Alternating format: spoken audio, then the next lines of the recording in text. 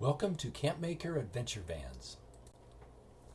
We have recently completed a van project, and this van was purchased new in August of 2023 and has been built out over the last 2 years. It has 10,000 miles on it and is available for $79,000. The 2023 model year had a wide range of improvements, including a new transmission, infotainment system, hood, LED headlights, and others. RV manufacturers often squeeze too many features into a very small space as their selling point. In contrast, at Campmaker Vans, we work hard to keep things simple. The goal is that after the customer's been using the van for a year, they will still appreciate the design and like all the features. A lot of information about building camper vans is from people who don't know what they don't know. So many ideas take on an air of truth simply by being repeated over and over on the internet. So this list originated from a discussion on the ProMaster forum where we collected a number of myths and best practices from experienced van builders. And my goal was to take the discussion and consolidate it into a one-page report that would be helpful for van builders. All these principles are taken into account when the Campmaker vans are being made. Many converted ProMaster camper vans are very close or over the gross vehicle weight limit of 8,900 pounds. If the front-wheel drive van has more weight over the front wheels than it does in the back wheels, it improves traction in snow and backroad situations. This van has 3,700 pounds on the front wheels, 3,400 pounds on the rear wheels, for 7,100 pounds total gross vehicle weight. This means that the van's weight is far below the 8,900 pounds gross vehicle weight, which helps longevity and function of the engine, transmission, brakes, gas mileage. Around city, it's about 16, and on the highway, we often get 20. With a lighter van, the 280 horsepower engine is powerful and quick. One of my clients told me about a situation where she had to slam on her brakes in order to avoid an accident. She was amazed at how fast the van stopped when the brakes are designed for 9,000 pounds and the van only weighs 7,000 pounds. The ProMaster van gets the same or better gas mileage than a pickup truck, and I encourage people to consider not storing the RV in the winter, but use it for everyday things. Use it for shopping, hauling things, helping people move. This helps the overall vehicle to not deteriorate just by being parked. It also can be a family adventure van. It has seating for 4 people. It could be a convenient vehicle for the soccer mom or soccer dad. Gives you a place to wait for the activities to finish, a bed to take a nap, a sink and refrigerator for snacks and meals, convenient toilet for everyone, but especially the small children, a nice heater to stay warm, plenty of storage to bring the things you need. ProMaster vans do not come from the factory with passenger seats or seat mounting brackets installed. Many people try to add seating in camper vans and they don't know enough about the forces involved to build a safe anchoring system. I install a Ford Transit 2-person bench seat with the built-in seat belts and then use Fenton Mobility's provides the seat base. It is patented and safety tested to forces exceeding 7,000 pounds per passenger and creates a safe solution to adding seats in the back of your van. There's a big trade-off between the rugged looks and real-world performance when it comes to outfitting camper vans. A lot of people like to add roof racks and gear, and roof racks and boxes, kayaks, spare tires, all up high raises the van's center of gravity, making it more vulnerable to crosswinds and harder to handle. The added drag also hurts fuel efficiency, losing in many cases more than 3 miles per gallon. The ladders make the roof storage more practical, but they add weight, wind resistance, and potentially safety risks. All of these modifications look great, but they often compromise ride, comfort, handling, braking. Larger tires may throw off the speedometer accuracy and reduce engine efficiency. A 3-inch lift in particular changes aerodynamics, increases drag, raises the rollover risk, and is known to damage CV joints in the ProMaster. Function and aesthetics. A lot of van owners vest in these upgrades for the overland look rather than the actual off-road needs. I encourage people to consider thoughtful upgrades like better tires, but not oversized ones, upgraded shocks, good interior storage solutions, and it gives you far more value, practical value, than going all in on off-road accessories. I've used various traction tires in ProMaster vans, and the aggressive tread sometimes can add quite a bit of noise on the highway and also reduce gas mileage. I found that the Falken Wildpeak AT3 is a great balance of highway tires and off-road traction. ProMaster vans are only front-wheel drive. A good light bar can be very helpful off-road. I installed this aerodynamic light bar which provides good light up front, where the headlights do well, in the middle, and then the fog lights down low. So instead of having a lot of things on the roof, there's a few things that need to go up there, and so I do them in a way that hopefully is more streamlined. I have this low profile solar panel that's mounted directly to the van roof, and then a streamlined low profile air conditioner. They both have minimal impact on gas mileage, and in one trip from Portland to Seattle we got 21 miles per gallon. Many van builds lose a lot of interior space by the techniques used to frame the van.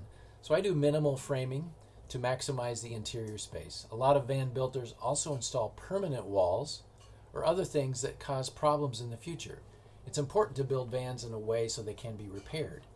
We want to make it easy for anyone to access maintenance areas all over the van, especially the electrical and plumbing components. What if the van buyer wants to do something different in the future? If it was easier to fix or change, then the van is more sellable. Insulation is probably the most debated topic in van life. I place a 1-inch sheet of XPS on the floor rib area. It provides R5 and is completely waterproof. Its melting point isn't high enough though, so we don't use it for walls and ceilings. Instead, we use polyiso foam board for the bulk of the walls and ceilings.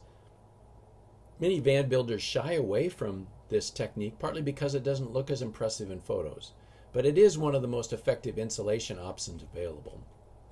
Polyiso foam board manufacturers don't advertise to van builders, so unless you've looked into the science behind it, its value may be easy to overlook. Commercial van companies often use Thinsulite, which is quicker to install and looks nice in the marketing materials, and I especially use it in all the hard-to-reach corners, areas around doors, and things like that. The electrical system is one of the most important parts of the van build. This system has been developed with off-grid effectiveness and simplicity in mind. It was designed based on American Boat and Yacht Council electrical standards, using high-quality products like Blue Sea, Victron, and SOK for the lithium battery.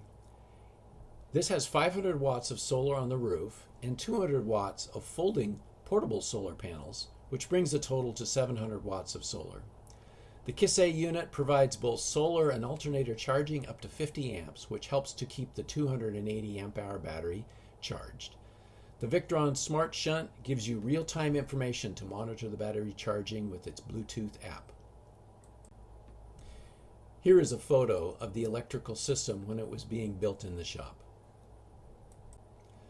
Many van builds hide their switches and controls all over the van, and I found it easier if you have these controls mostly in one place. It's important to minimize the number of LED lights that might glow at night when you're trying to sleep. This location is right next to the kitchen counter and makes it ideal for placing cell phones and other items that need to be plugged in at night. There's a switch to turn off the fridge or on if needed when most of the 12-volt system is powered up. And it also includes a 12-volt USB-A, USB-C, and 120-volt plug-ins. The propane tank needs to be installed inside a vented, vaulted box and anchored to the floor of the van. I anchored this with bolts through the base of the vault and the van floor. Industry standards for building RVs requires a propane vault to have two vents, one through the floor and the other near the top of the vault. In many RVs, there is a smoke detector on the ceiling and a combination propane and carbon monoxide down low. I found it actually safer to have a propane detector only in the low position and a combination smoke detector and CO2 detector on the ceiling. In addition to a fire extinguisher, these fire blankets are helpful for a kitchen fire. For the upper cabinets, we are using mule bags in this van. They hold a lot of gear and storage and help you organize the items to make them easier to find. They are also made of high-grade nylon, and they don't hurt as much if you happen to hit your head on them, unlike wooden cabinets. 4 of them are currently mounted with the option of a 5th mule bag over the dinette table. All of the walls are covered with 1/4-inch plywood, 1/8-inch closed-cell foam, and Marathon tweed fabric. This fabric is fire retardant. It gives a soft touch and helps both with sound and temperature insulation. They can be easily removed as necessary for any repair. The 4 side windows have roll-down blinds that provide good blackout at night, and then you roll them up and snap them in place in the morning when you're done. The dinette table is a good place for meals and for working on a laptop. The electric fireplace can be used to heat the van when you have access to shore power, or the flames can be used all by themselves without heat when you're off-grid camping. Urine diverting toilets have many advantages over other types that are often used in vans. The internal parts are from a company called Kildwick in Germany. There's almost no smell to begin with, and then I add a small continuous fan which draws air out through the vault, then outside. There's no need for water supply and no freeze worries. It eliminates the black water tank. Solid container bag is easy to toss in the trash when needed. The urine tank is 2 gallons. It's also easy to dump, and the lid has a comfortable padded seat. Many RV water systems utilize a pressure pump and often have more than 20 plumbing connections. Every connection is a potential for failure, and plumbing leaks are common in many van builds. In contrast, my plumbing system has 2 connections, one inside the tank where the pump is located and another at the faucet. So this 20-gallon tank has a submersible pump, and when you turn on the faucet, it activates power to the pump, and this plumbing system is basically leak-free. This Propex propane heater is a 9,000 BTU heater. It requires no regular maintenance. It works at a wide range of altitudes. The thermostat can be set between about 45 and 72, and you can also leave the system running even when you're not in the van. It has reliable operation and readily available parts. And then when it's hot outside, you can use this excellent air conditioner.